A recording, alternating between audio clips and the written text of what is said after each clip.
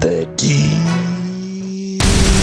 Club Junta, DC building President better Africa. wantu osauka woyamba kuno ku Malawi kukulankhulani ya Malawi mu ziko lodabwisa kwambiri, ziko limene china chilichonse chimakhala chodabwisa.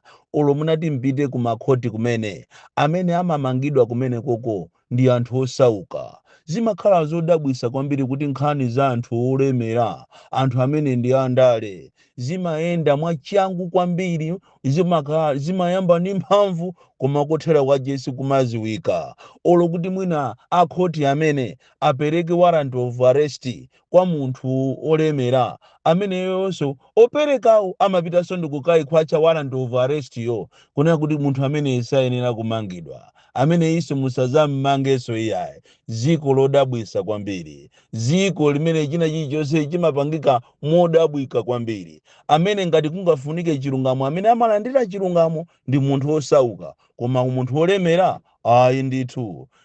Zulo linali pa 10 Juni, siku limene ziko limagwidwa ndi tsemwe kukumbukira imfa ya Saulo Chilima.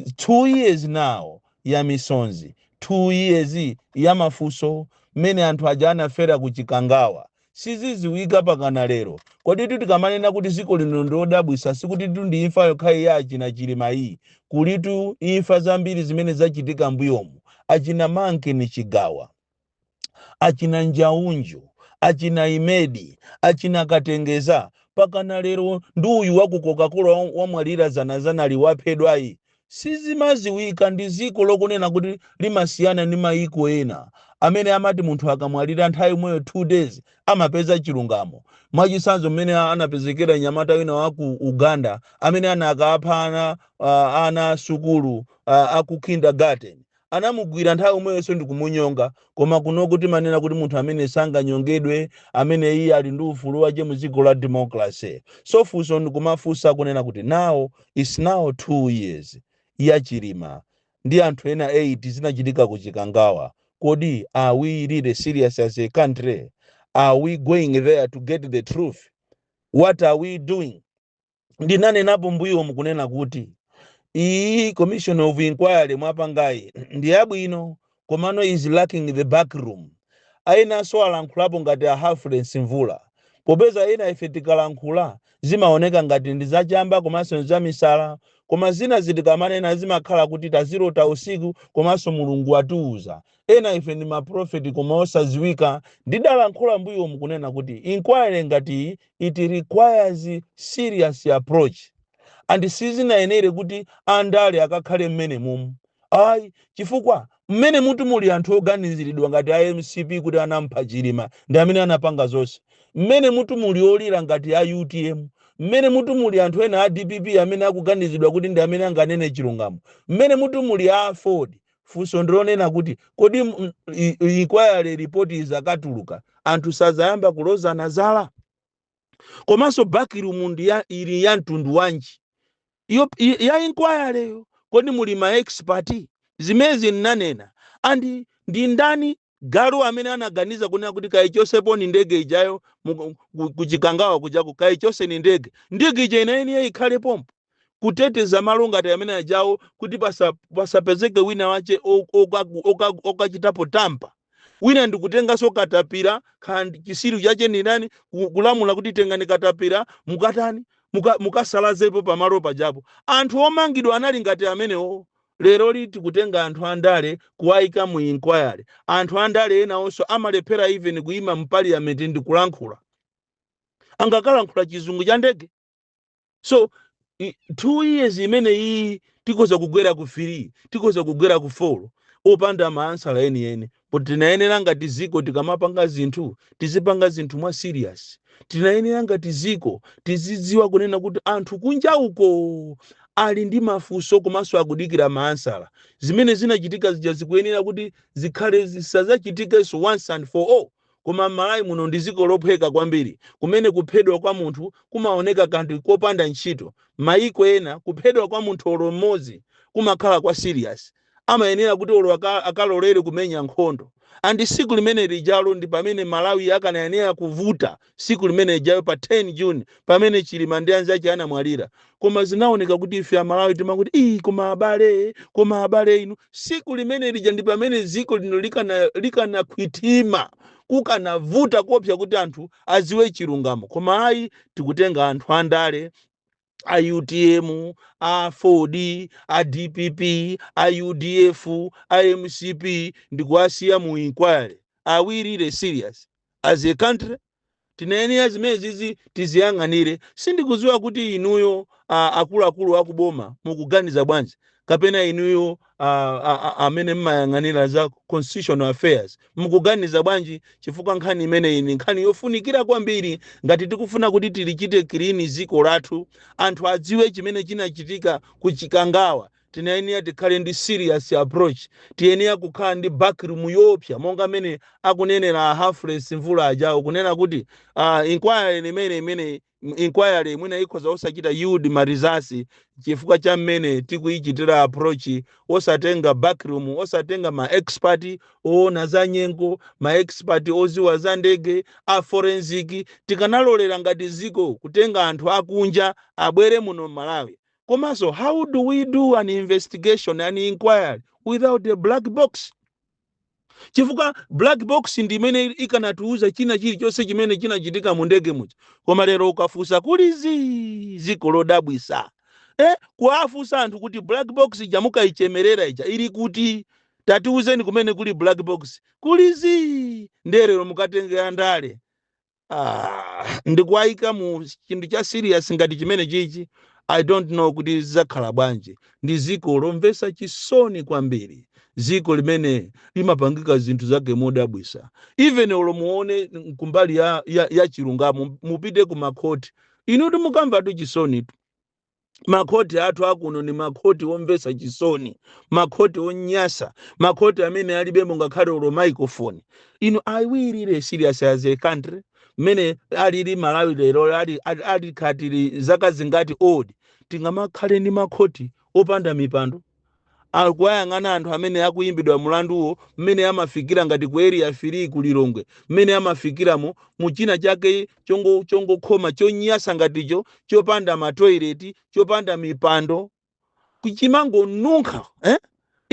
You can't have time ndikuona mmene ngati niyo aku constitutional affairs, Minister of Constitutional Affairs, ndikumayendera makhoti anja, ndikumaona kuti kumakhoti mumuli bwanji.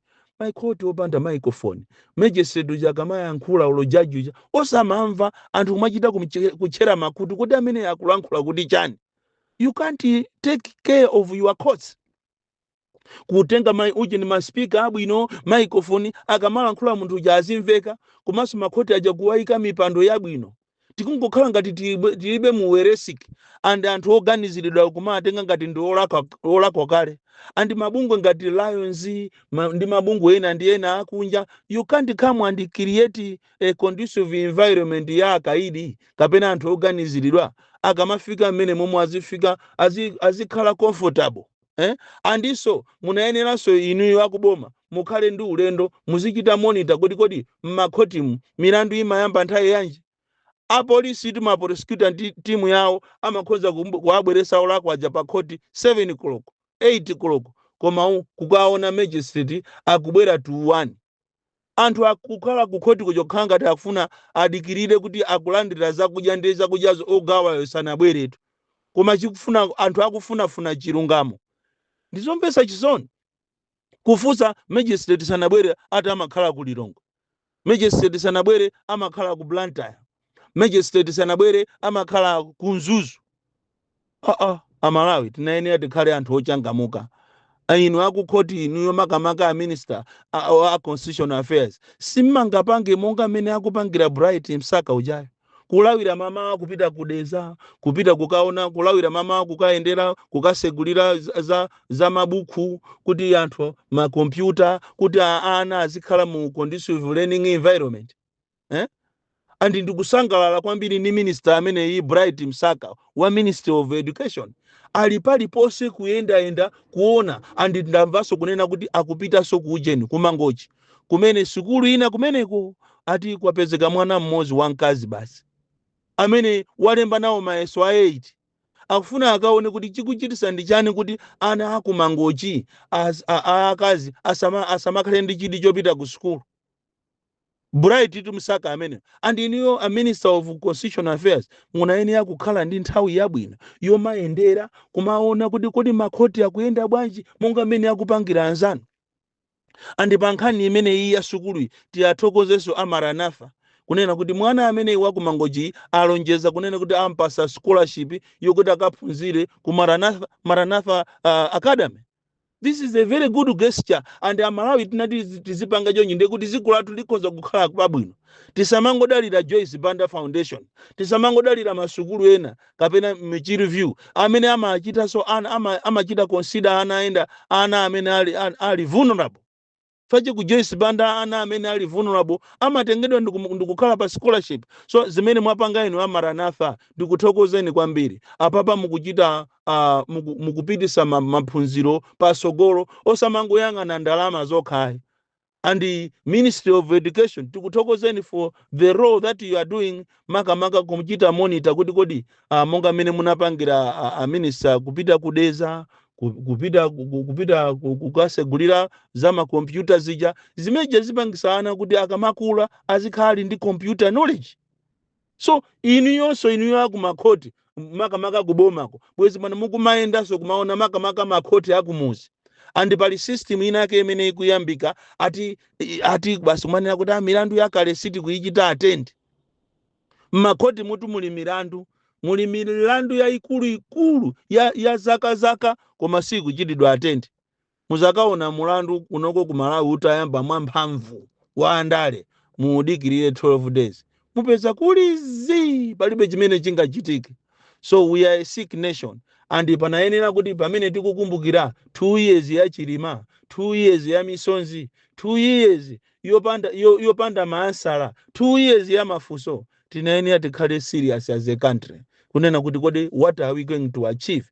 Kodi inquiry imene ibweresadi marizasi, the much anticipated results. Tikukhala ngati tonse amene mitu yathu ndiyosokonekeratu. Mitu yathu sikuyenda bwino. Kuno ku Malawi ndikomvesa chisoni kwambiri. Anthu akulira masana ndi usiku kuti apeze chilungamo m'makhoti mu, masana ndi usiku kuti mwina apasidwe ndalama zawo, masana ndi usiku kuti mwina siku lina aziwe chimene chinampha m'bale wawo.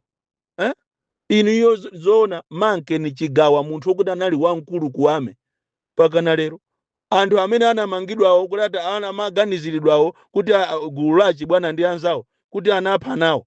Anatuluka milandu anawina mukhoti anapasidwa kuti apasidwe compensation pakana lero sapasidwatu.